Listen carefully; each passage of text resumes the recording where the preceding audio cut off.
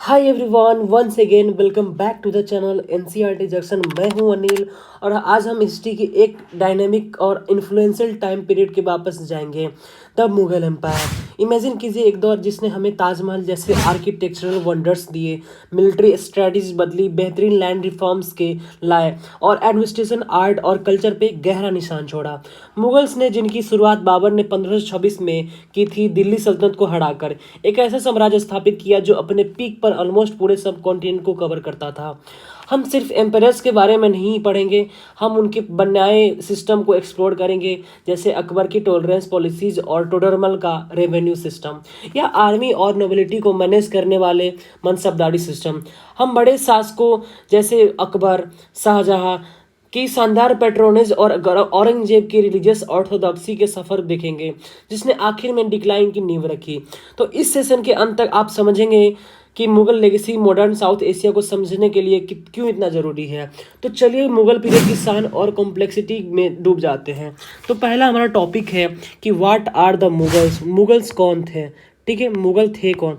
तो मुगल्स तो हमारा स्टार्ट करते हैं, हमारा बाबर से स्टार्ट होता है। जब हमारा क्या होता है, फर्स्ट बैटल ऑफ पानीपत होता है, जो कि हमारा 1526 में है, जिसका रूलर होता है बाबर और एक साइड में होता है हमारा अकबर होते हैं। ठीक है, तो बाबर हमारा क्या करते हैं कि मुगल डायनेस्टी को इस्टेब्लिश करते हैं, फाउंडिंग करते हैं, फाउंडिंग मेंबर है।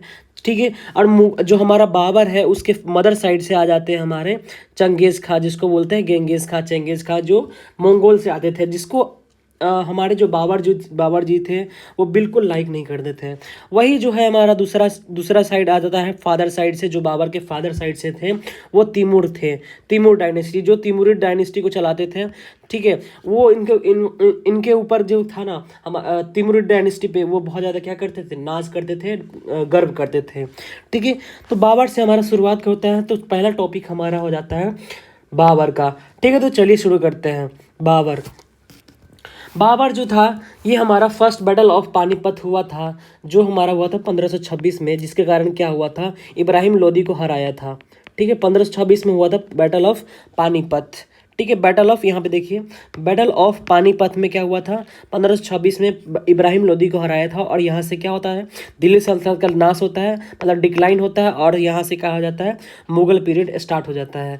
और जिसके कारण क्या होता है, दिल्ली और आगरा को दोनों को जीतकर अपने मुगल एम्पायर में कंक्लूड कर लेते हैं। ठीक है, इसके साथ साथ क्या होता है कि खानवा और घाघरा जैसे हमारे बैटल्स देखने को मिलते हैं, जिसमें राणा सांगा, ठीक है, राणा सांगा को हराते हैं, और घाघरा के बैटल में अफगान चीफ को हराते हैं, और पूरे के पूरे नॉर्दर्न इंडिया को क्या कर लेते हैं, अपने में कब्जा कर लेते हैं। तो ये था हमारा बाबर के बारे में। अगर इसको याद करने का ट्रिक अगर देखा जाए तो हमारा होता है एक ट्रिक,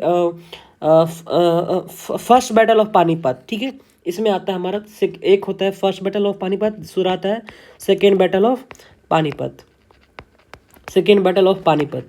अब देखो, एक इसको कैसे याद कर सकते हैं, ये तो हुआ था हमारा 1526 में, सॉरी, ये वाला पार्ट हुआ था हमारा 1556 में। ठीक है, पहला हुआ था हमारा 1526 में, और ये वाला हुआ था 1556 में। ठीक है, अब देखो, एक सुने होगी, एक मछली पानी में गई छपाक। ठीक है, तो ऐसे ही याद रखो, दूसरी मछली पानी में गई छपाक। तो एक मछली पानी में गई तो पहला हुआ तो 1526 से छपाक, दूसरा मछली पानी में गया तो 56 से छपाक।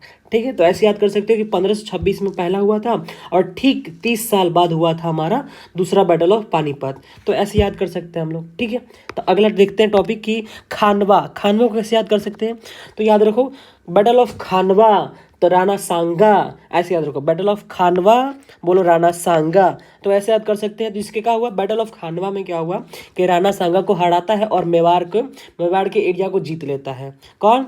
बाबर। ठीक है, और वही घाघरा में है, तो घाघरा में क्या करता है, अफगान चीफ्स को हराता है, और वहाँ से पूरा नॉर्दर्न इंडिया को पूरा जीत कर अपना लेता है मुगल पीरियड में। और एक अपना से एक बहुत ज़्यादा क्या थे, ये बहुत बड़े पोएट और राइटर हुआ करते थे, और ये अपना ऑटोबायोग्राफी लिखा था, जिसका नाम है ताजुक ए बाबरी और बाबरनामा। ठीक है, बाबरनामा और ताजुक ए बाबरी, इसी का दो नाम है। ठीक है, जिसमें हमारे इंडिया के बारे में, है ना, यहाँ के लाइफ के बारे में और पीपल्स के बारे में बताया गया था। ठीक है, समझ आया। बाबर के बारे में क्या क्या समझे हम लोग कि फर्स्ट बैटल ऑफ पानीपत हुआ, किसके बीच में, लोदी, इब्राहिम लोदी और बाबर के बीच में, जिसमें इब्राहिम लोदी हार गया, जिसमें दिल्ली सल्तनत का रूल जो लास्ट रूलर था वो हार गया, और फाइनली स्टार्ट हो जाता है मुगल पीरियड स्टार्ट हो जाता है। ठीक है, अब मुगल पीरियड में सबसे पहला फाउंडर अगर पूछा जाए तो फाउंडर ऑफ मुगल पीरियड कौन था, तो हमारा पूछा जाएगा तो बताया देंगे हम लोग, क्या बताएंगे, फाउंडर था कौन, फाउंडर ऑफ मुगल, तो बताएंगे बाबर जो थी हो, बाबर क्या था, फाउंडर था। ठीक है, आगे देखिए, चलिए आगे देखते हैं।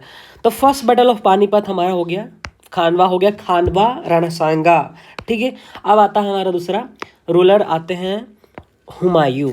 हुमायूं कौन थे, हुमायूं उसके एल्डेस्ट सन थे, उनके बड़े बेटे थे जिनका नाम था हुमायूं। इनके 3 भाई थे, कमरान, हिंडाल और अस्करी। देखिए, जो हुमायूं था वो मेन मुगल एम्पायर का लीडर बनता है, किंग बनता है। और जो ये इनके 3 भाई थे, 3 भाई को क्या मिलता है, अलग अलग रीजन मिलता है। कमरान को मिलता है कंधार, हिंडाल को मिलता है मालवा और अलवर का रीजन, और अस्करी को मिलता है संबलपुर। अब देखो, इसको याद कैसे कर सकते हैं, कमरान, के से यहाँ पे कमरान और के से कंधार। ठीक है, तो याद हो गया, के से कमरान, के से कंधार, तो कमरान को क्या मिल गया, कंधार मिल गया। ठीक है, ये हो गया। अब हिंडाल, हिंडाल से याद रखो कि इसमें डाल लगा हो, दाल, तो दाल के साथ साथ हम लोग क्या खाते हैं कि मालवा खाते हैं, मलपुआ खाते हैं ना, मलपुआ सुने हो, मलपुआ क्या होता है, और अलुआ, अलुआ, अलुआ, मालवा, मलपुआ, मलपुआ और अलवर, अलुआ, अलुआ मलपुआ क्या खाते हैं, अलुआ, अलुआ कीजिए मीटिंग, मीटिंग है ना, अलुआ मीटिंग, तो वही अलवर के संग याद कर लो कि अलवर, तो अलुआ, और हमारे साथ दाल के साथ क्या क्या खा रहे हैं, अलुआ खा रहे हैं, उसके साथ साथ मलपुआ खा रहे हैं। ठीक है, और देखो अस्करी, अस्करी को क्या याद कर सकते हो कि अस्करी को मिला था संभलपुर। ठीक है, अस्करी को मिला था संभलपुर, तो अस्करी से याद रखो हम लोग, मेरा याद रहेगा तस्करी। तो तस्करी क्या किया जाता है, कुछ भी चीज़ का तस्करी किया जाता है तो क्या करना चाहिए, तस्करी जब करना चाहिए तो संभल के करना चाहिए। क्या करना चाहिए, संभल के तस्करी करना चाहिए, नहीं तो क्या मिलेगा, अरेस्ट हो जाओगे तुम लोग क्या। ठीक है, तो याद रखना, अस्करी से तस्करी और तस्करी से संभलपुर। तो कमरान को कंधार, और हिंडाल का डाल में से याद रखना, हिंडाल को दाल, तो मालवा, तो मलपुआ और अलुआ, ये दोनों मिलके खा रहे हैं दाल के साथ। अस्करी, तस्करी, तो तस्करी कैसे करना चाहिए, संभाल के करना चाहिए। ठीक है, अब दूसरा हमारा टॉपिक आता है कि हमारे इस हुमायूं के पीरियड काल में क्या हुआ था, बहुत ज़्यादा क्या हुआ था, लैक ऑफ प्रॉपर एडमिनिस्ट्रेशन हुआ था, मतलब बहुत ज़्यादा कमी पड़े था। जैसे हमारा क्या हुआ कि इसके बहुत सारे अब जो भाई थे वो क्या कर रहे थे, उनसे ट्रेड मिल रहा था, है ना, मतलब इनका भाई को भी क्या करना था, रूल करना था मुगल एम्पायर के ऊपर। और इसके साथ बहुत ज़्यादा जैसे रीजन से जैसे राजपूतों से, बहादुर शाह ऑफ गुजरात से क्या कर रहा था, थ्रेट मिल रहा था, मतलब मारने की धमकी दिया जा रहा था कि अब तुम मतलब गद्दी पर से छोड़ दो। ठीक है, बस यही। और इसके साथ साथ शेर शाह के साथ क्या हुआ था कि क्लैश हुआ था एक बार। ठीक है, जिसमें क्या हुआ कि हुमायूं क्या हुआ, जीत गया, और क्या कर लिया, किसको जीत लिया, हमारा चुनार वाले एरिया को, मतलब शेर शाह को हराया उस टाइम। ठीक है, और क्या किया, चुनार को अपने में मिला लिया। ठीक है, तो शेर शाह को क्या हुआ, क्लैश हुआ, जिसमें से हुमायूं जीत गए और हमारा चुनार को कब्जा कर लिया। और इसके साथ साथ हमारा आ जाता है डिफीटेड बहादुर शाह। बहादुर शाह को क्या करता है, डिफीट करता है और गुजरात और मालवा के रीजन को कब्जा कर लेता है। ठीक है, और मोस्ट हमारा इंपॉर्टेंट टॉपिक यहाँ पे आता है, जो हमारा हो गया बैटल ऑफ चौसा और बैटल ऑफ कन्नौज। जो कि हमारा बैटल ऑफ चौसा हुआ था 1539 में, 1539 में, और कन्नौज हुआ था हमारा, कन्नौज का 1540 में। तो याद रखना, एक साल बाद ही क्या हुआ था, दूसरा लड़ाई हुआ था, चौसा के बाद कन्नौज। तो पहला याद रखना, फर्स्ट बैटल ऑफ चौसा कब हुआ था, ये 1539 में, 1539 में, और 1540 में क्या हुआ था, कन्नौज का युद्ध हुआ था। जिसमें इसमें क्या हुआ कि शेर शाह सूरी के द्वारा क्या होता है, हुमायूं को हरा दिया जाता है। सिंपली हारता कौन है इसमें, शेर शाह सूरी हरा देता है, किसको, हुमायूं को हरा देता है। तो हुमायूं का मोए मोए हुआ। ठीक है, हुमायूं का क्या हुआ, मोए मोए हुआ, और शेर शाह को क्या हुआ, ये हैप्पी हैप्पी हो गया। शेर शाह का क्या हुआ, हैप्पी हैप्पी। ठीक है, तो इसमें क्या होता है, कौन हारता है, हारता इसमें है कि शेरशाह जीतता है और हारता हो जाता है, हारता है इसमें हुमायूं। ठीक है, तो याद रखना ये चीज़ कि शेरशाह के साथ होता है हमारा 2 बैटल होता है जिसमें दोनों हार जाता है कौन, हुमायूं। और हुमायूं के साथ होता है फर्स्ट बैटल होता है तो 1539 में बैटल ऑफ चौसा, और दूसरा बैटल होता है बैटल ऑफ कनौज जो 1540 में होता है 1540 में। ठीक है, उसके बाद क्या होता है कि उसको बाहर देश निकाला कर दिया जाता है, मतलब उस देश से निकाल दिया जाता है, अपने इंडिया से निकाल दिया जाता है, उसको पर्सिया भेज दिया जाता है। जब इसका डेथ होता है किसका, शेरशाह सूरी का, जब 1555 में डेथ होता है तभी ये आता है क्या करने, देखने कि हाँ भाई अब तो चला गया है, अब हम यहाँ पे रह सकते हैं। ठीक है, इनका मृत्यु कैसे होता है, मृत्यु होता है कि इनका खुद का एक लाइब्रेरी बनाया रहता है, उसी से फिसल जाते हैं बेचारे और मर जाते हैं। ठीक है, शेर मंडल, लाइब्रेरी का नाम था क्या, शेर मंडल, लाइब्रेरी कहाँ था, शेर मंडल में। ठीक है, वहाँ से क्या होते हैं बेचारे फिसल जाते हैं और वहाँ से मर जाते हैं।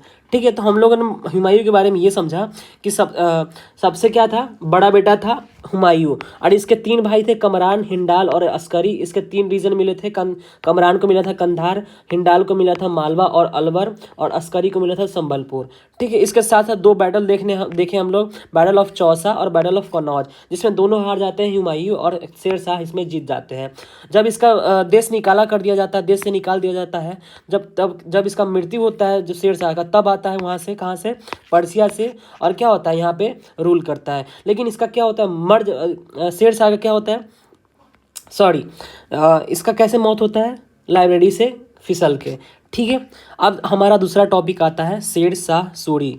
ठीक है, शेरशाह सूरी के बारे में पढ़ेंगे लास्ट 1540 से लेकर 1555 तक। 1556 में क्या होता है, वही फिसल के मर जाता है ना, 1556 में कैसे, ये देखो ना कि diet shortly after 1556 after following in the steps, sorry ये 1555, हाँ मतलब ये जब मर जाता है 1555, यहाँ पे देखो 1555 में मर जाते हैं, तो क्या होता है, ये आता है कौन, ये क्या नाम है इसका, हुमायूं। ठीक है, अब आता है शेरशाह सूरी। इसका शेरशाह सूरी का बचपन का नाम था फरीद खान। क्या नाम था, फरीद खान। शेरशाह सूरी का बचपन का नाम था फरीद खान, जो कि क्या हुआ करता था, अफगान जागीरदार ऑफ सासाराम, सासाराम के जागीरदार हुआ करते थे जो अफगानी थे। ठीक है, इसका नाम शेरशाह सूरी इसलिए पड़ा था क्योंकि ये एक टाइगर को मारा था।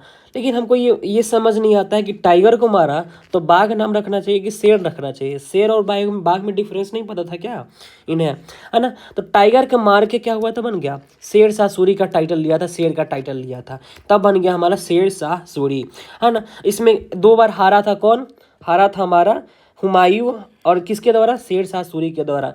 ठीक है, और इसका जो हमारा अभी भी देखने को मिलता है, क्या मिलता है, टॉम, जहाँ पे ये इनको समाधि बनाया गया है, वो है हमारा टॉम्ब ऑफ सासाराम, जो कि हमारा बिहार वाले रीजन में आता है। टॉम्ब ऑफ सासाराम, सासाराम का है ना रोहतास, सासाराम का है रोहतास में, तो अभी रोहतास जो हमारा बिहार का एरिया है उसमें हमारा अभी भी देखने को मिलता है।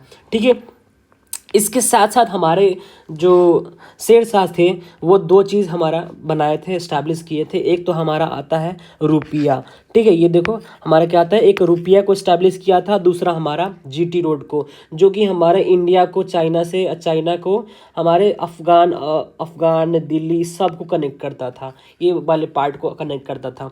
यही था हमारा grand trunk road, GT road. तो याद कैसे कर सकते हो, तो रुपया से याद कर सकते हो, यहाँ पे 2 रुपया, गाना सुने हो, 2 रुपया हो 2 रुपया। ठीक है, तो आगे का जो भी ऐड कर सकते हो तुम अपने हिसाब से कर सकते हो। तो याद करना, रुपया को इस्टेब्लिश कौन किया था, यही किया था। एक और गाना होता है जीटी रोड, तो एक गाना सुने हो, जी क्लास जीटी रोड जाम करे सोनिया, ठीक है, सुने हो कि नहीं।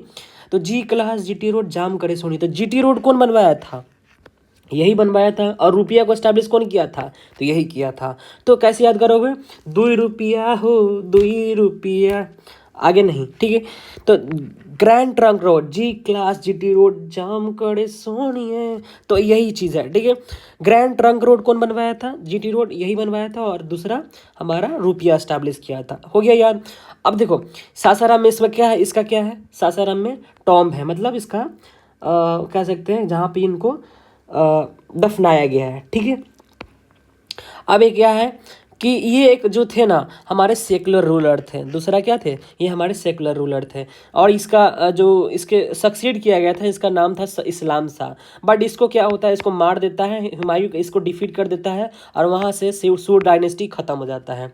ठीक है, समझ आए, बदला आखिर पूरा हुआ कि नहीं, बदला ले लिया कि नहीं, है ना। कब खून, नहीं वो मूवी देखो सरदार खान में, कि कब तेरा खून खोलेगा रे, है ना। तो वही चीज़ है कि कब खून खोल गया और क्या कर दिया, सूर डायनेस्टी के जो बेटा था, इसका बेटा था शेर शाह सूरी का, इस्लाम शाह को मार के अपना क्या कर दिया, फिर से मुगल पीरियड स्टार्ट हो गया। ठीक है, तो वो था हमारा शेर शाह सूरी। ठीक है, शेर शाह सूरी के बारे में हमने क्या क्या पढ़ा। शेर शाह सूरी जिसका बचपन का नाम था फरीद खान, और उसको वो जो क्या किया था, उसका शेर का टाइटल इसलिए मिला था ताकि वो टाइगर को मारा था, बाघ को मारा था। लेकिन इसका हमको लॉजिक अभी तक पता नहीं चल रहा है कि टाइगर को मार के उस शेर का कैसे टाइटल ले लिया। ठीक है, दूसरा हमारा क्या है, बैटल ऑफ चौसा और बैटल ऑफ कन्नौज में 1539 में चौसा होता है, 1540 में होता है कन्नौज, जो कि दोनों में हार जाता है कौन, हुमायूं। और हुमायूं को बाहर देश निकाला कर दिया जाता है, देश से निकाल दिया जाता है और पर्सिया भेज दिया जाता है। जब 1555 में जब क्या होता है, इसका मृत्यु होता है कि इसका शेर शाह सूरी का, तब वो आता है और क्या करता है, वो अपना रूल करता है। जैसे ही इसका बेटा होता है इस्लाम शाह इसको क्या करता है, शेर हुमायूं मार देता है। ठीक है, और यहाँ अपने बदला पूरा कर लेता है। और दो चीज़ स्टैब्लिश किया था, एक तो रुपया, 2 रुपया and GT road, grand trunk road. ठीक है, समझ आए। तो आगे देखिए अकबर। अब में हमारा इंपॉर्टेंट टॉपिक आता है अकबर के बारे में, जो कि माना जाता है कि क्या है, कि बहुत ज़्यादा क्या था, सेकुलर और रिलीजियस टॉलरेंस पर्सन थे। ठीक है, ये अकबर के बारे में हम पहले देखेंगे कि अकबर था कौन। ठीक है, अकबर थे हमारे कि हुमायूं के सुपुत्र थे, मतलब हुमायूं के बेटे थे। लेकिन जब ये हुमायूं जब मरते हैं ना, तो इनका एज रहता है 13 साल का। ठीक है, कितना साल, 13 साल। तो अगर इसका क्वेश्चन पूछा जाए ना कि जब अकबर मरे, सॉरी हुमायूं मरे थे, तो अकबर कितने साल के थे, और 13 साल के उम्र में ही क्या होते हैं, वो रूलर बन जाते हैं। कहाँ का, मतलब मुगल पीरियड का, मुगल एम्पायर का रूलर बन जाते हैं। समझ आया। ठीक है, और इसके जो बैरम खान थे ना, वो अंग रक्षक थे, संरक्षण थे, यही मेन चीज़ क्या कर रहे थे, लीड कर रहे थे। तो इन्हीं के रीजेंट में क्या कर रहे थे, रीजेंटशिप में हमारे अकबर जी क्या कर रहे थे, रूल कर रहे थे। ठीक है, समझ आया कि अकबर क्या कर रहा था, under the leadership of and regentship of, ये क्या कर रहे थे, रूल कर रहे थे। मेन रूल तो करने वाले तो यही थे, बैरम खान, जिनका नाम था बैरम खान। ठीक है, और एक पता है कि दूसरा बैटल हुआ था हमारा, बैटल ऑफ पानीपत, जो दूसरी मछली पानी में गई, एक मछली पानी में गई तो 1526। ठीक है, दूसरे में मछली पानी में गई तो 1556। तो ये हुआ था हमारा फर्स्ट बैटल ऑफ पानीपत, ये हुआ था हमारा सेकेंड बैटल ऑफ पानीपत। किसके किसके बीच में हुआ था, तो हमारा अकबर और हेमू के बीच में हुआ था। जो कि हेमू जो थे वो हमारा राजपूत रूलर थे। हेमू जो थे हमारे राजपूत रूलर थे, जिनको डिफीट करते हैं अकबर, और डिफीट करते हैं, और इसके दिल्ली और आगरा वाले एरिया को कब्जा कर लेते हैं, और रूलर बन जाते हैं कौन, कौन बन जाते हैं, अकबर बन जाते हैं। ठीक है, तो देखो क्या करता है कि जब अकबर जो बड़े हो जाते हैं, तो बैरम खान इसको क्या करते हैं, डिसमिस कर देते हैं, और इनको भेज देते हैं कहाँ पे, मक्का मदीना के लिए, मक्का के टूर पे भेज देते हैं, मतलब पिलग्रिम तीर्थ यात्रा के लिए भेज देते हैं। लेकिन तीर्थ यात्रा के दौरान ही क्या होता है, इनका मृत्यु हो जाता है, जिसका बोलते हैं कहाँ पे मृत्यु होता है, गुजरात वाले एरिया में। तो गुजरात में ही इनको कोई मार देता है, जिसको इसका दुश्मन रहता है। ठीक है, समझ आया। तो क्या होता है कि जब इनको डिसमिस कर दिया जाता है बैरम खान को, तो ये इनको भेज दिया जाता है कहाँ पे, मक्का के लिए, पिलग्रिमेज मतलब तीर्थ यात्रा करने के लिए, जहाँ पे गुजरात में ही क्या होता है, इनकी हत्या कर दी जाती है और वहाँ पे मर जाते हैं वो। ठीक है, ये कौन कौन से एरिया को कब्जा किया था, तो ग्वालियर हो गया हमारा, अजमेर हो गया, जौनपुर हो गया, मालवा हो गया।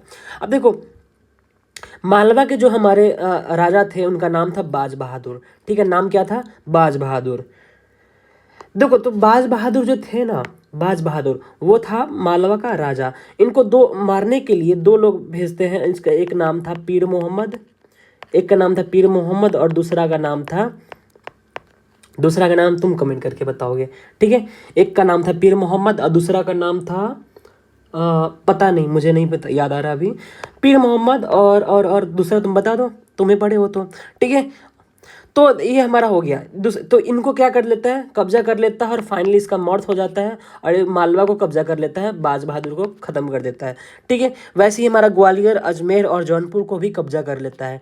इनका पॉलिसी ये था कि हमारे अगर कोई राजपूत है तो उनके साथ फ्रेंडशिप कर लो, अगर नहीं मानता है तो उसको क्या कर लो, चैलेंज करके उसको ख़त्म कर दो। ठीक है, इनका यही एक रूलरशिप का ये था।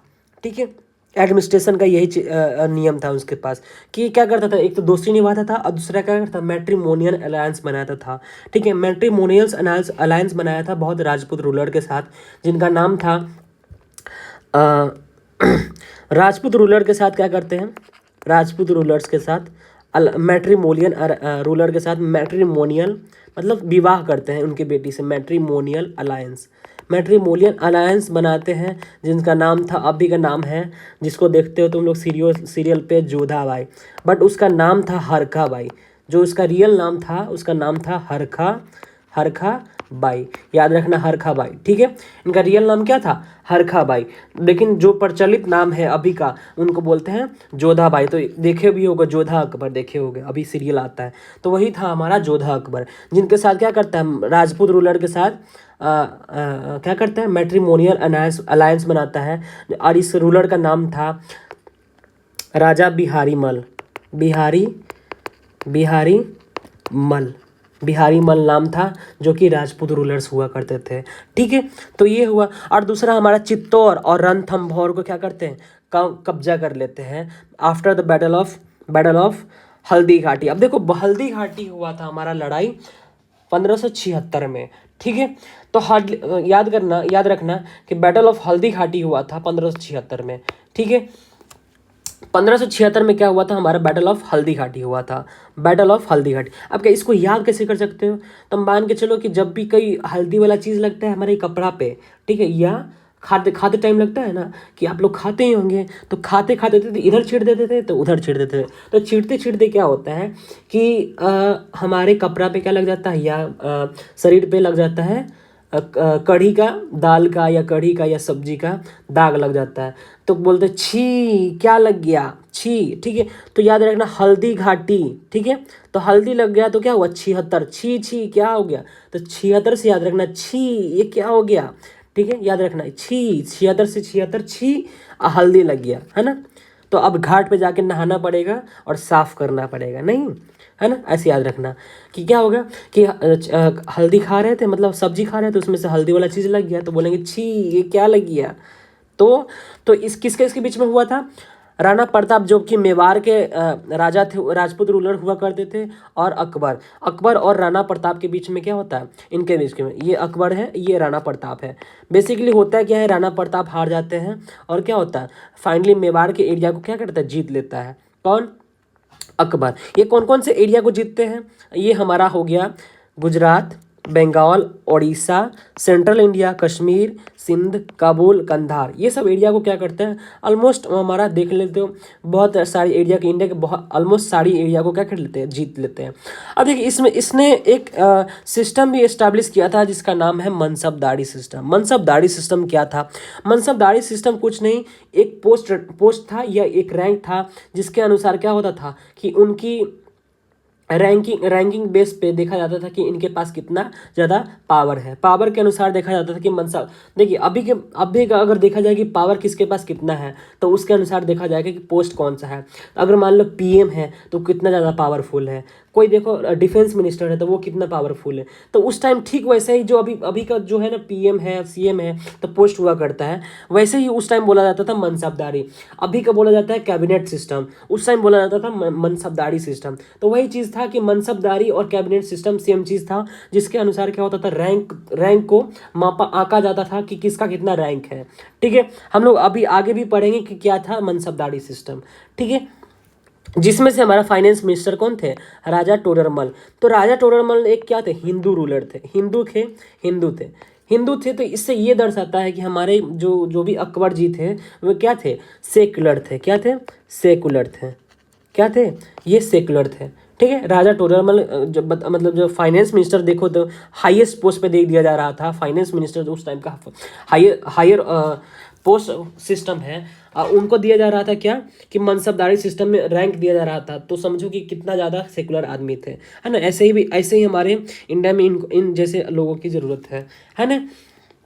और एक रिलीजियस पॉलिसी चलाए थे जिसका नाम था सुलह ए कुल, जो ये कर रहे थे, स्प्रेड क्या कर रहे थे कि हमारा यूनिवर्सल पीस क्या हो, बढ़े। मतलब पीस ज़्यादा हम लोग के क्या हो, मतलब हमारे एरिया में क्या हो, पीस बढ़े, है ना कि केओस बढ़े, है ना। समझ आया, ठीक है। तो सुलह ए कुल किस लिए लाया था, पीस को मेंटेनेंस करने के लिए, मतलब पीस को मेंटेनेंस करने के लिए सुलह ए कुल, मतलब कूल मतलब शांत रहिए, कूल मतलब ठंडा, और ठंडा मतलब शांत। जब ठंडा रहता है ना तो आदमी शांत रहता है, तो क्या बोलता है, सुलह ए कुल शांत हो जाइए। तो इसलिए बोला गया कि पीस बढ़ाने के लिए क्या किया गया था, सुलह ए कुल एक रिलीजियस पॉलिसी लाया गया था, किसके द्वारा, अकबर के द्वारा। क्यों, क्योंकि वो क्या चाहते थे, वो चाहते थे कि सब जगह क्या हो, शांति बनाए रखे, सब लोग शांति से जीवन यापन करें, ठीक है।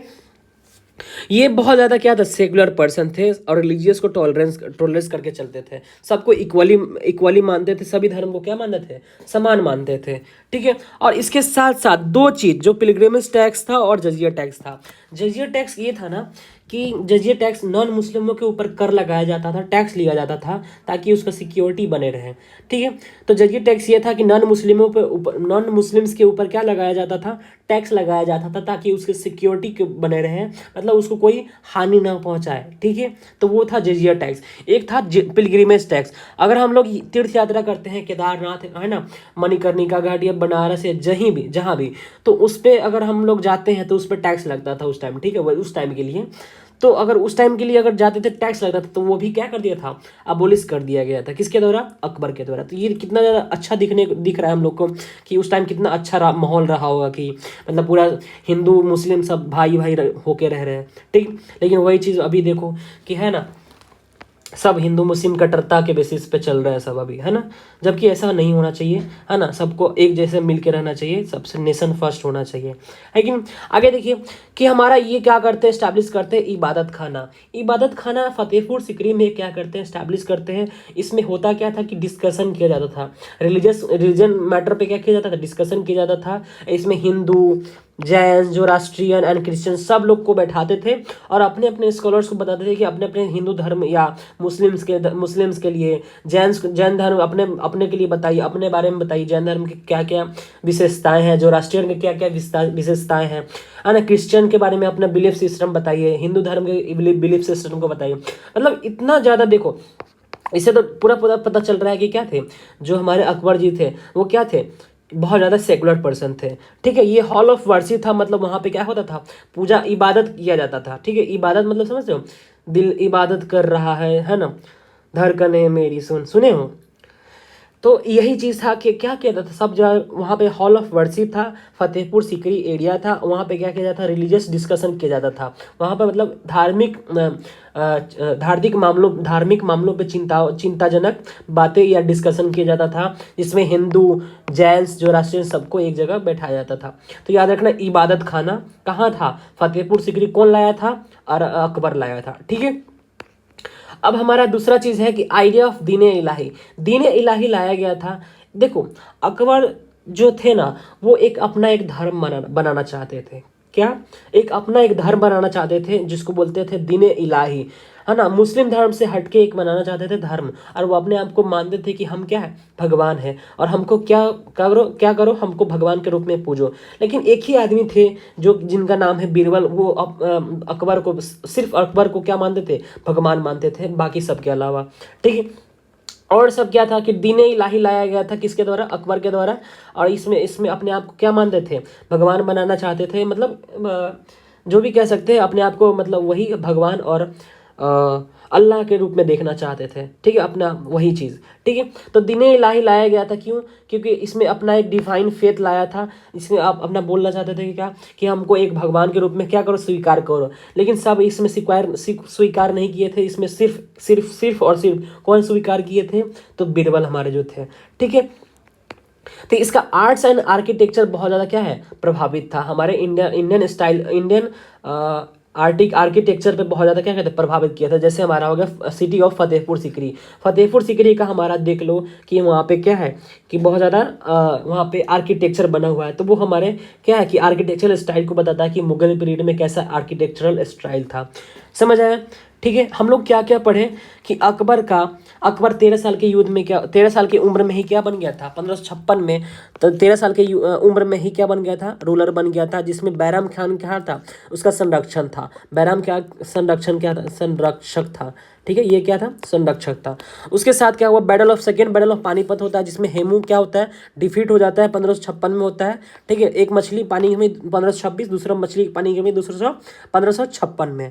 ठीक है, इसने क्या किया, मालवा को जीत लिया था, जिसका रूलर का नाम था बाज बहादुर, है ना। जो दो सेनापति को भेजा था, पीर मोहम्मद, और दूसरा का नाम अभी फिर भी स्टिल अभी नहीं याद है। ठीक है, और इसमें क्या हुआ था कि राणा प्रताप के साथ एक बैटल ऑफ हल्दी घाटी हुआ था। छी, है ना, हल्दी घाटी, हल्दी लग गया छी। तो याद रखना, बैटल ऑफ हल्दी घाटी में किस किस से लड़ाई हुआ था, मेवाड़ के साथ और अकबर के साथ, जिसमें हार जाते हैं हमारे राणा प्रताप, हार जाते हैं।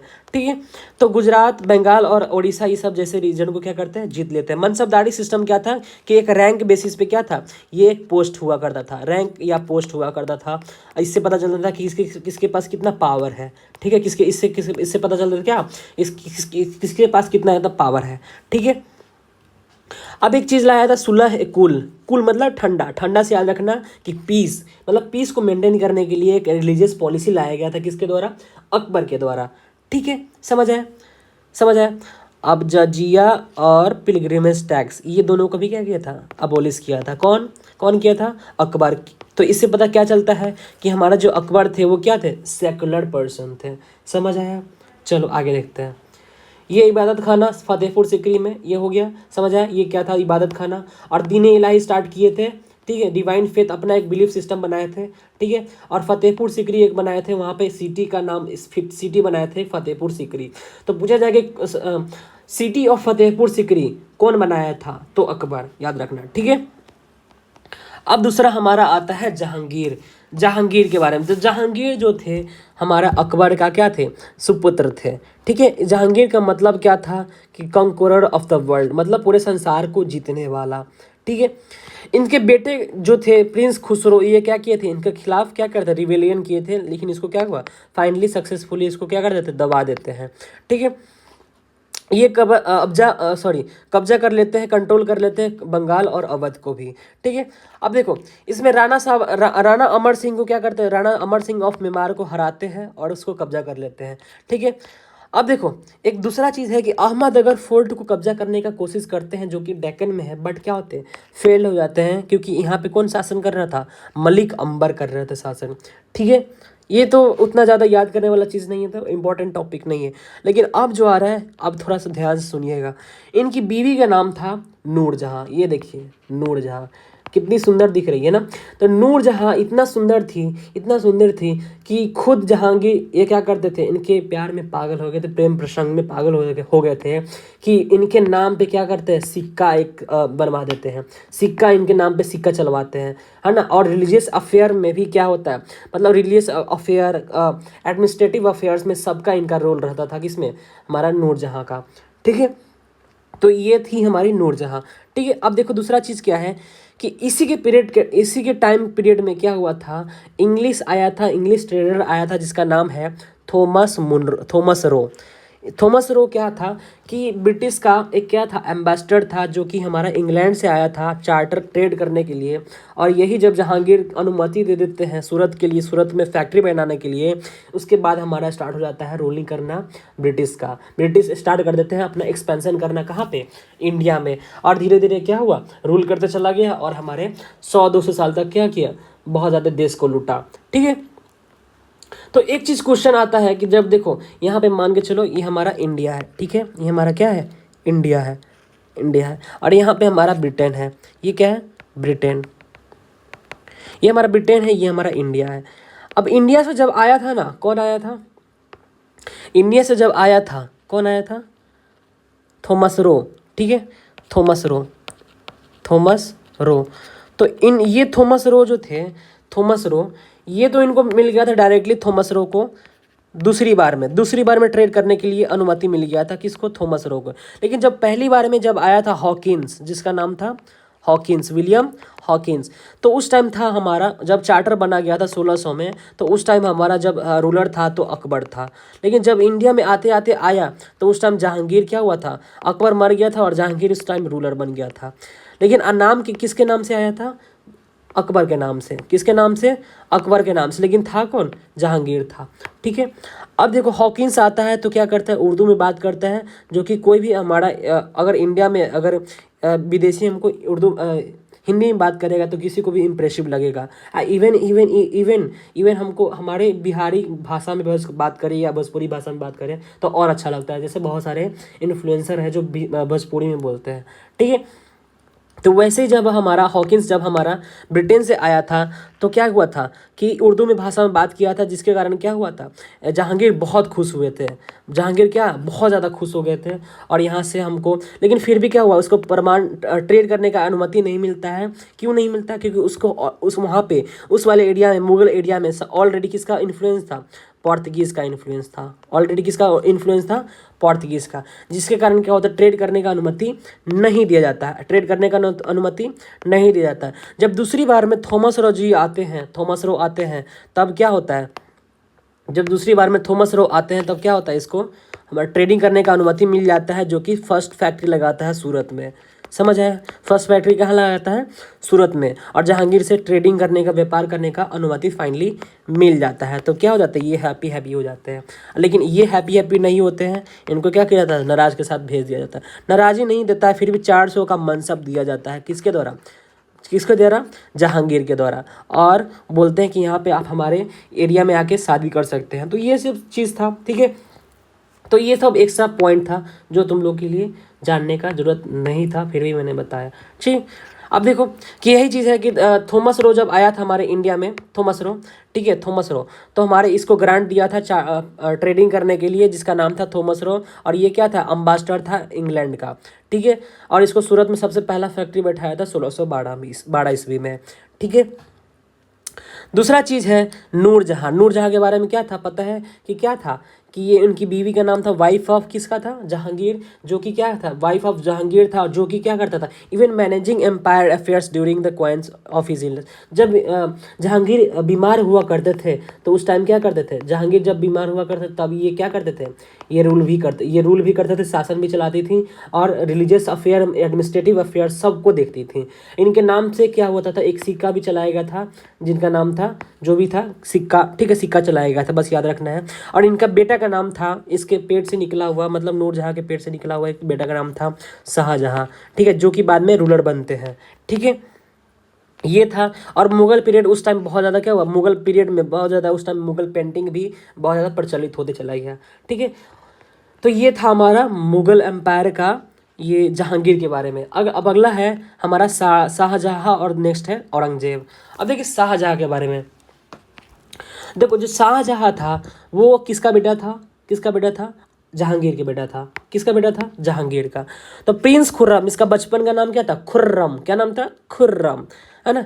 प्रिंस किसका बेटा था, ये किसका बेटा था, शाहजहाँ, सॉरी, जहांगीर और नूरजहाँ का बेटा था, जो कि जिसका नाम था, लास्ट में बनता है रूलर ऑफ द वर्ल्ड, जिसका नाम था शाहजहाँ, जिसका मतलब होता है रूलर ऑफ द वर्ल्ड। इसका पूरा नाम था, इसका बचपन का नाम था प्रिंस खुर्रम, मतलब खुर्रम नाम था। लेकिन जब रूलर बनते हैं, शासक बनते हैं, तो इसका नाम क्या बढ़ गया, शाहजहाँ, जो जिसका मतलब होता है रूलर ऑफ द वर्ल्ड। ठीक है, ये क्या करते हैं, बहुत सारे एरिया को कब्जा कर लेते हैं, एनेक्स कर लेते हैं, अपने में मिला लेते हैं, जिसका नाम था अहमदनगर। ठीक है, इस और ठीक है, और क्या था, और देखिए यहाँ पे कि फेल टू ऐड समरकंद, जो समरकंद जो तिमूर का कैपिटल था उसको फेल अचीव करने में फेल हो जाते हैं। और इसके साथ साथ कंधार को भी कब्जा करने में फेल हो जाते हैं। और इसके साथ क्या होता है, डिफीट, पोर्तुगीज जो होता है डिफीट कर देता है उसको।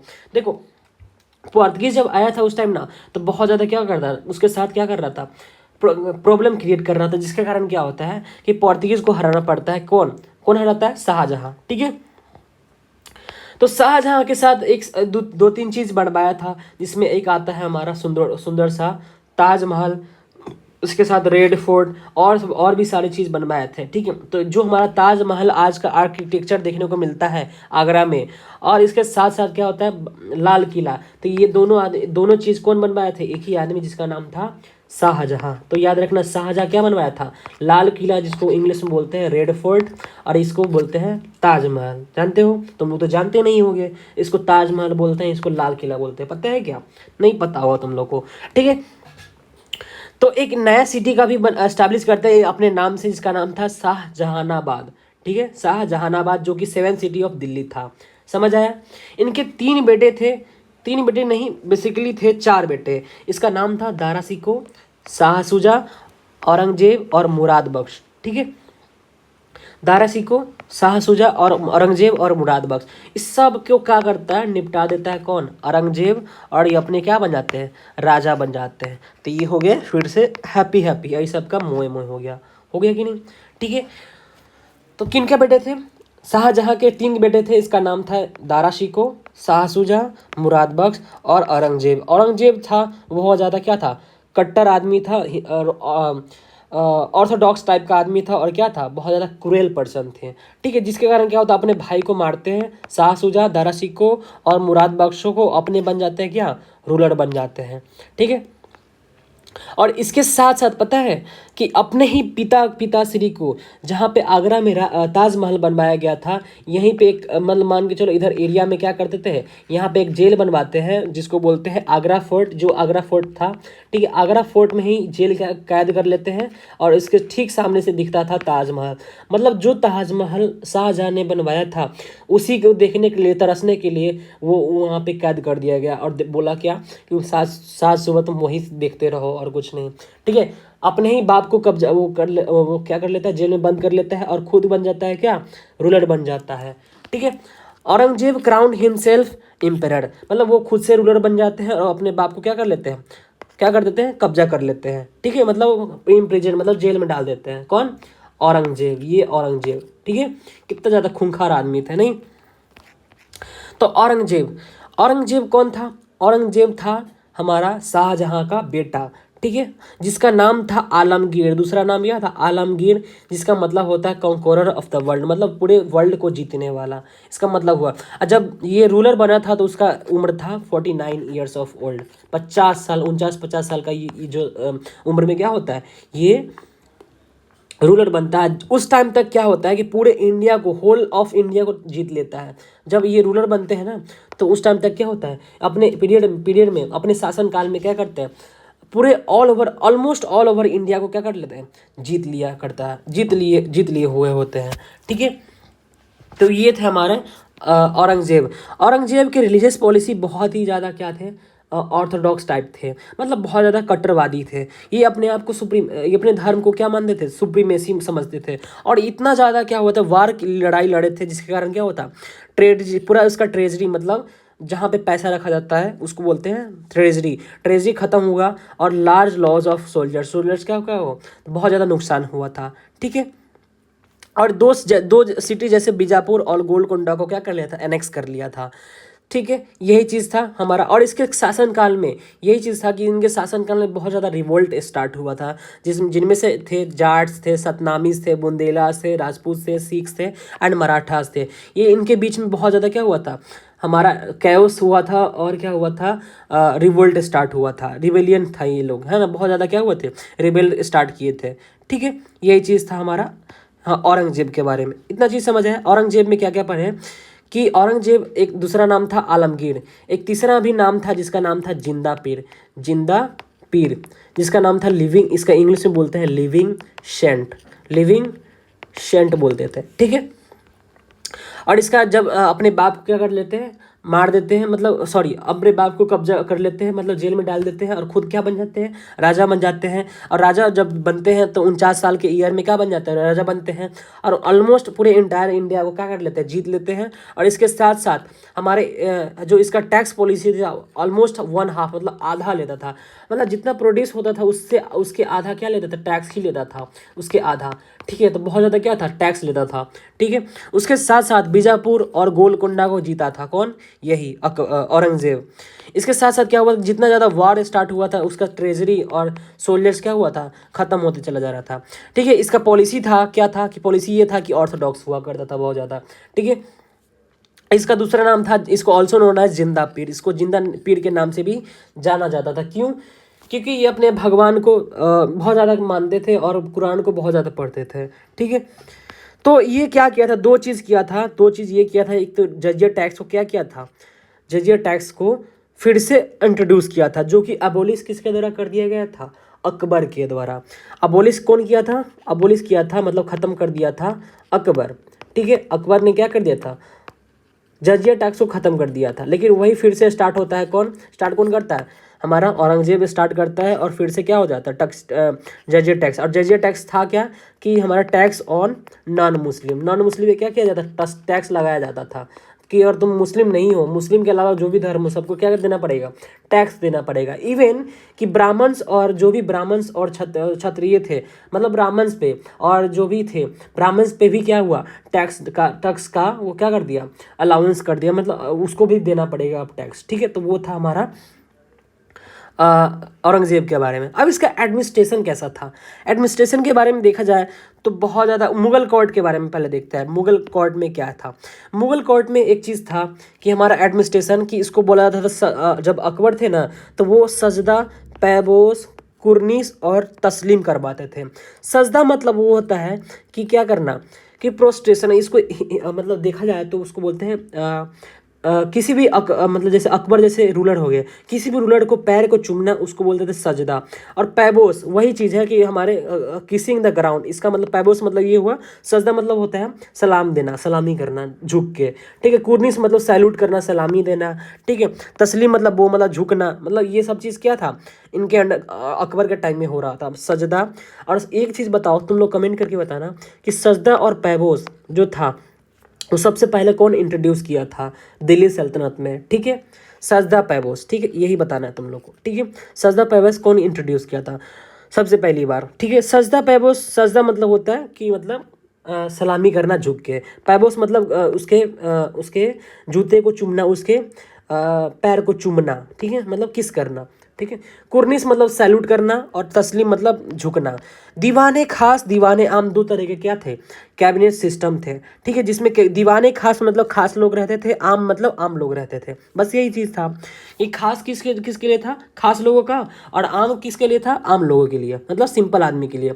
जिसमें क्या होता था कि पब्लिक के लिए क्या करता था कि इसमें सुनवाई सुनता था, जिसमें सभी पब्लिक अपने प्रॉब्लम्स बताते थे, किसको, अपने अपने राजा महाराजा को।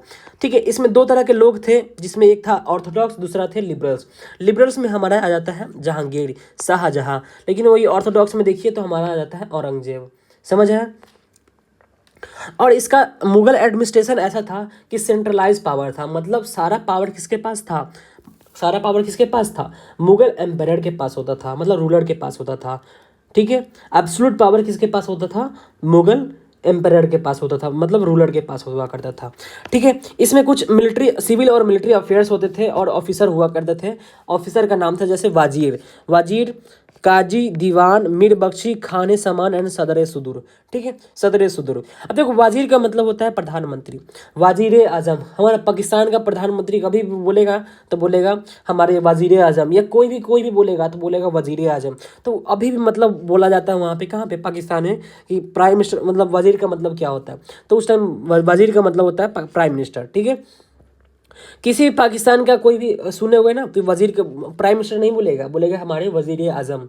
ठीक है, तो वजीर मतलब क्या होता है, प्राइम मिनिस्टर। काजी मतलब होता है चीफ जज, मतलब जो हमारा ये क्या चीज़, मतलब कोर्ट के बेसिस पे, ये कोर्ट है बेसिकली, हाई कोर्ट और सुप्रीम कोर्ट अगर देखा जाए ना तो वही चीज़ था, कौन, काजी हुआ करता था, वकील है ना, जो जज हुआ करता है ना वही चीज़ था क्या, काजी हुआ करता था। ठीक है, अभी का जो जज है चीफ जस्टिस ऑफ इंडिया है ना, वैसे ही टाइप का क्या हुआ करता था, काजी हुआ करता था। तो एक कहावत सुने होंगे कि मियाँ बीवी जब राजी तो क्या करेगा काजी, तो वही चीज़ है। तो काजी क्या करवाता था, पहले शादी भी करवाता था। ठीक है, जैसे अभी भी होता है, मैरिज मैरिज कोर्ट होता है कि नहीं, तो वैसे ही चीज़ है कि काजी क्या हुआ करता था, चीफ जज हुआ करता था। और दीवान का मतलब ये हुआ करता था कि रेवेन्यू डिपार्टमेंट का हेड, जहाँ पे पैसा रखा जाता है ना, उसका डिपार्टमेंट का क्या होगा, हेड होगा, मतलब यही सब चीज़ देखेगा।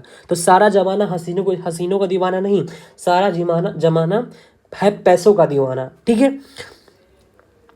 तो मीर बख्शी, याद रखना, सारा जमाना किसका है, किसका दीवाना है, पैसों का दीवाना। तो ऐसे याद कर सकते हो, ठीक है। मियाँ बीबी राजी तो क्या करेगा काजी, ठीक है। अब हमारा होगा मीर बख्शी। मीर बख्शी मतलब होता है मिलिट्री, मिलिट्री को देखने वाला को बोलते हैं मीर बख्शी बोलते हैं, ठीक है।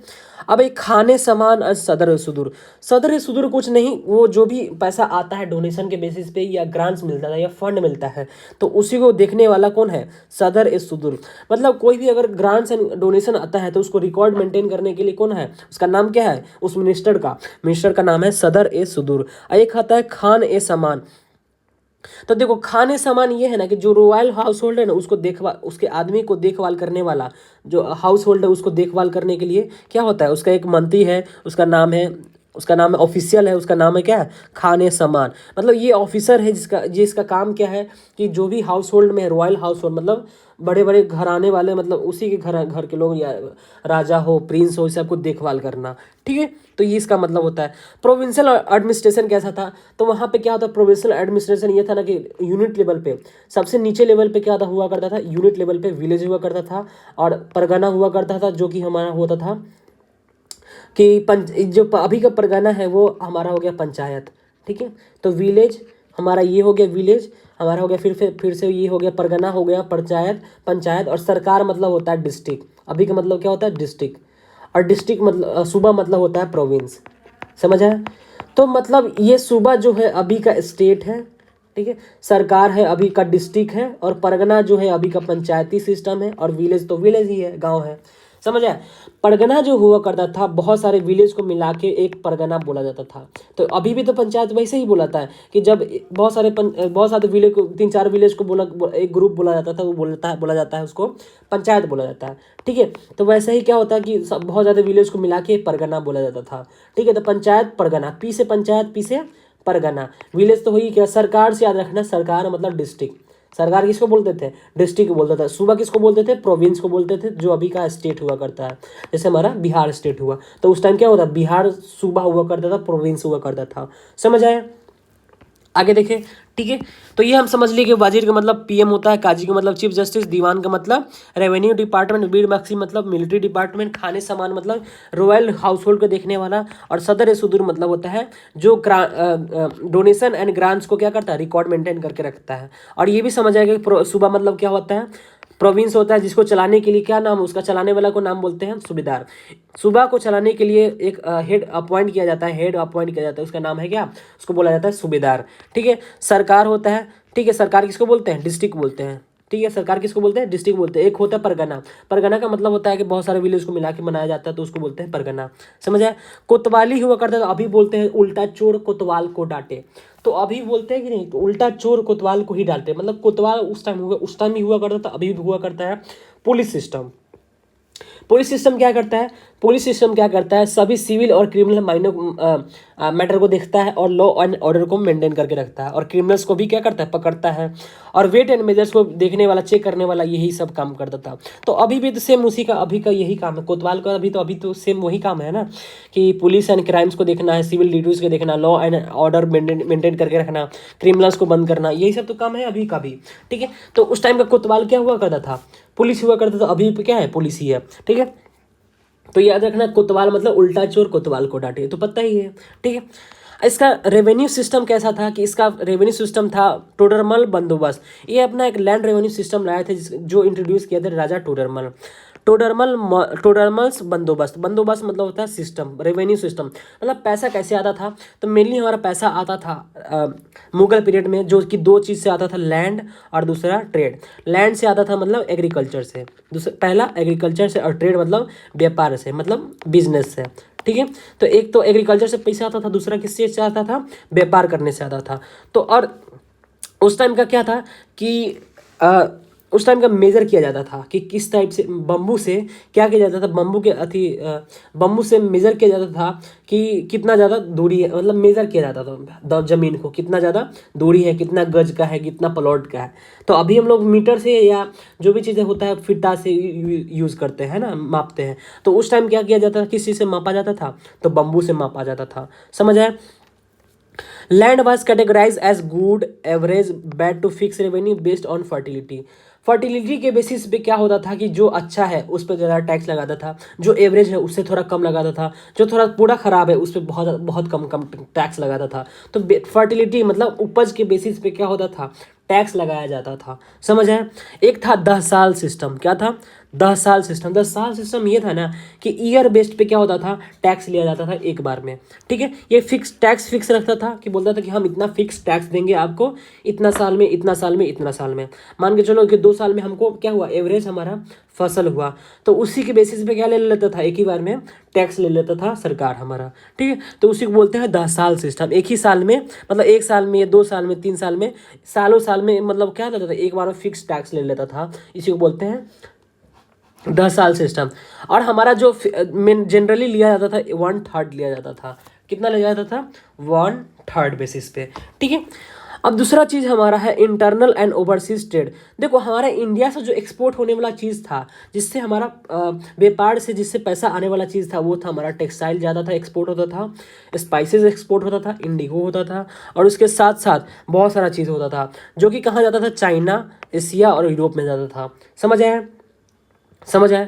ठीक है, तो रेवेन्यू सिस्टम कैसा था कि सारा रेवेन्यू कहाँ से आता था, मेनली दो चीज़ से जो की था, लैंड और ट्रेड। दूसरा चीज़ था कि लैंड रेवेन्यू सिस्टम लाया गया था, जिसमें क्या होता था कि बम्बू के द्वारा मेजर किया जाता था, ज़मीन को मेजर किया जाता था, और उसके बेसिस पे क्या होता था कि नापा जाता था कि कितने एरिया में गुड फर्टिलिटी है, एवरेज फर्टिलिटी है और बैड फर्टिलिटी है। इसी के अनुसार क्या हो लिया जाता था, टैक्स लिया जाता था। समझ आया। और 10 साल सिस्टम क्या था? 10 साल सिस्टम ये था ना कि ईयर बेस पे क्या लिया जाता था, टैक्स लिया जाता था एक ही बार में। ठीक है, एक ही बार फिक्स टैक्स ले लिया जाता था। ठीक है, और उसके साथ साथ इंटरनल और ओवरसीज ट्रेड भी होता था, मतलब एक्सपोर्ट भी चीज़ होता था, जिसमें आता था textile, spices and Indigo. Indigo मतलब नील, स्पाइसेस मतलब मसाला, टेक्सटाइल मतलब कपड़ा। ठीक है। अब इसका आर्मी सिस्टम कैसा था? आर्मी सिस्टम था मनसबदारी सिस्टम। मनसबदारी सिस्टम। अब देखो मनसबदारी हम लोग पहले भी पढ़ चुके हैं, मनसबदारी हुआ करता क्या है। मनसबदारी एक तरह से क्या है, कैबिनेट सिस्टम है, जो अभी का देखा जाता है कि प्राइम मिनिस्टर है ना, डिफेंस मिनिस्टर, फॉरेन मिनिस्टर है ना, होम मिनिस्टर, ये सब होता है। तो वैसा ही होता है हमारा मनसबदारी सिस्टम उस टाइम मुगल पीरियड में। ये क्या बताता था कि कितना किसके पास क्या है, कितना रैंक है, तो उसके बाद उसका सैलरी मेंटेन होता था, और मिलिट्री उसके पास, मतलब जितना ज़्यादा रैंक होगा उसके पास उतना ज़्यादा रैंक होगा, जिसके पास उतना क्या होगा, सैलरी होगा, उतना ही ज़्यादा मिलिट्री होगा। मतलब मान के चलो कि एक आदमी के पास क्या है, 400 रैंक है, तो इसके पास सैलरी भी 400 के बेसिस पे होगा। ठीक है, और उसका जो मिलिट्री होगा 400 होगा। ठीक है, मिलिट्री होगा कितना होगा, 400 होगा। मिलिट्री मतलब कैवेलरी भी इसमें आ जाता है, और मिलिट्री भी आता है, जिसको बोलते हैं, जो हमारा मनसबदारी सिस्टम दो चीज़ पे डिवाइड था, जिसको बोलते हैं एक जत, दूसरा होता है सवार। मतलब जत में आता था हमारा कि उसके पास कितना सोल्जर्स है। ठीक है, और सवार में आता था कि इतना उसके पास घुड़सवारी है। ठीक है, सवार मतलब घुड़सवारी, तो मतलब घोड़ा कितना है उसके पास, और जत मतलब क्या, सोल्जर उसके पास कितना है। तो अगर बोला जाए कि 400 जत होगा, तो क्या मतलब, इसका मतलब क्या हुआ कि 400 उसके पास क्या है, इसके पास क्या है, सोल्जर्स है। अगर बोला जाए कि 400 उसके पास सवार होगा, 400 सवार, तो इसका मतलब क्या हुआ, 400 उसके पास क्या है, घोड़ा है। 400 क्या है, घोड़ा है, हॉर्सेस है। समझ आया? समझ आया। अब इसका जो सैलरी मिलता था किसका, मनसबदारी सिस्टम के पोस्ट का, इसका सैलरी मिलता था कैश, और कभी कभी मिलता था टैक्स, जागीर सिस्टम देके, जागीरदारी देके। सुने हो, ऐसा बोलता है कि तुम्हारे बाप का जागीर है। तो जागीर का मतलब हुआ कि किसी को लैंड दे दिया कुछ एरिया में। मान के चलो ये हमारा इंडिया का पार्ट है, ठीक है, और ये हमारा होगा दिल्ली सल्तनत। तो मान के चलो कि किसी को जागीरदारी दे दिया, मतलब इस वाले एरिया को बोला कि तुम यहाँ से क्या करोगे, टैक्स वसूलोगे, और तो क्या करोगे, तुम्हारा यही क्या होगा, सैलरी होगा। ये क्या होगा, यही क्या होगा, सैलरी होगा तुम्हारा। समझ आया? तो ये था हमारा टैक्स, सॉरी, सैलरी देने का मेथड कैसे था कि इसका पेड कहाँ से दिया जाता था, जागीर से, जहाँ पे जागीर से पेड़ दिया जाता था, मतलब पैसा दिया जाता था। जागीर का मतलब क्या होता है कि लैंड, लैंड जहाँ से क्या होता है पैसा मिलता है, टैक्स दिया जाता है, लैंड जहाँ से टैक्स लिया जाता है, ठीक है। Collected rank sorry revenue to maintain his household and troops. वो अपने रेवेन्यू कैसे मेंटेन करता था, अपने हाउस होल्ड एंड ट्रूप्स को, मतलब मिलिट्री को कैसे मेंटेन करता था। जो भी जागीर से मतलब लैंड रिवेन्यू से पैसा आता था, डायरेक्ट किसको मिलता था, इसको मिलता था, किसको, मनसबदार को मिलता था, जत और सवार को मिलता था, मनसबदार को मिलता था, और इसी से इसको सैलरी दिया जाता था। समझ आया। तो मेंटेनेंस किससे होता था, जो भी इससे पैसा मिलता था जागीर सिस्टम से, तो उससे पैसा मिलता था। और इसका जो रैंक था वो हेरिडेटरी नहीं था। वो मतलब ऐसा नहीं था कि अगर तुम मर गए तो उसका क्या होगा, तुम्हारे बेटा क्या बन जाएगा, वो मनसबदार बन जाएगा। ऐसा कुछ नहीं था। उसके मनसबदार बनने का बेसिस ये था कि उसके कैपेबिलिटी कैसा है, क्षमता है कि नहीं है, ठीक है। अब इसमें एग्रीकल्चर क्या था, एग्रीकल्चर का ये था कि वो मेन सोर्स ऑफ रेवेन्यू था। एग्रीकल्चर उस टाइम क्या था, मेन सोर्स ऑफ रेवेन्यू, मतलब सबसे ज़्यादा पैसा कहाँ से आता था, एग्रीकल्चर और ट्रेड से आता था। ये तो हम लोग पहले ही पढ़ चुके हैं, ठीक है। और कितना तक होता था हमारा पैसा, सॉरी टैक्स, 1/3 तक चला जाता था, और कभी कभी तो 1/2, मतलब 1/3 लिया जाता था, और कभी कभी तो आधा तक लिया जाता था, ठीक है। तो ये था हमारा हमारा आज का मुगल पीरियड के बारे में, ठीक है। तो कैसा लगा, और इसी के साथ हम मुगल एम्पायर की स्टडी को कंक्लूड करते हैं। हमने इसका सफ़र बाबर की मजबूत नींव शुरू करके अकबर और शाहजहाँ के अंडर इसकी शानदार एक्सपेंशन देखी, और औरंगजेब दौर में इसकी विशाल मगर तनावपूर्ण स्थिति को समझा। मुगल्स ने इंडिया को आर्किटेक्चरल ब्यूटी, मनसबदारी सिस्टम और रेवेन्यू रिफॉर्म जैसा सोफिस्टिकेटेड एडमिनिस्ट्रेटिव स्ट्रक्चर और कल्चरल ट्रेडिशन की बेजूद मिसाल दिया। लेकिन औरंगजेब की कठोर पॉलिसीज और लगातार जंगों ने आखिर में इसे कमज़ोर कर दिया, और मराठाओं जैसी रीजनल पावर्स के राइज और दुनिया के सबसे बड़े साम्राज्यों में से एक डिक्लाइन का स्टेज तैयार कर दिया। Thank you so much. अगर हमारा वीडियो अच्छा लगता है तो लाइक सब्सक्राइब करिए, और अपने फ्रेंड के साथ चैनल को क्या करिए, प्रमोट करिए।